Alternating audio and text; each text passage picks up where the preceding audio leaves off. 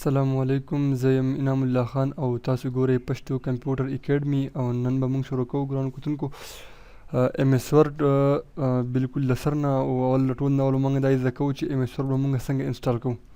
ایم ایس ورډ کوم سافټویر چې دا په بازار کې ښه په اسانه باندې میلاویږي او فری سافټویر دی، تاسو ښه په اسانه باندې او فری استعمالولی شئ. نو زه انسټال کوم ایم ایس ورډ. ایم ایس ورډ په دوو طریقو باندې انسټال کیږي. چوز د انسټالیشن یو وانټ، یو انسټال نو دی، یو کسټمایز دی.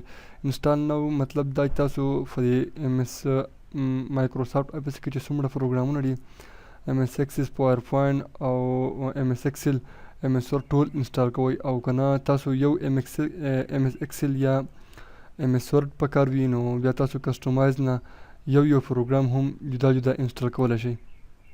نو تاسو چې کله په کسټمایز باندې کلیک وکړئ نو دې ته به راشئ او د مایکروسافټ ایکسس چې مطلب دا موږ کینسلو نو ناٹ اویلیبل، بیا مایکروسافټ ایکسل دی نو دا موږ ناٹ اویلیبل کوو.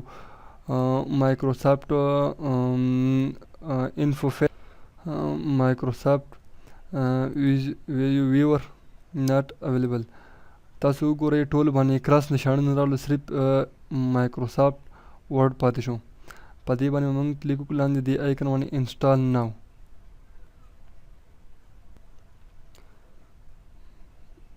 کله ایم ایس اپس انسټالیشن کمپلیټ شي، فاینلایز، نو دلته کې به کلوز ووایي او نننی کلاس د ایم ایس اپس انسټالیشن او ټیوټوریل دا په دې ځای باندې ختم شو. انشاءالله سبا بل کلاس شروع کوو.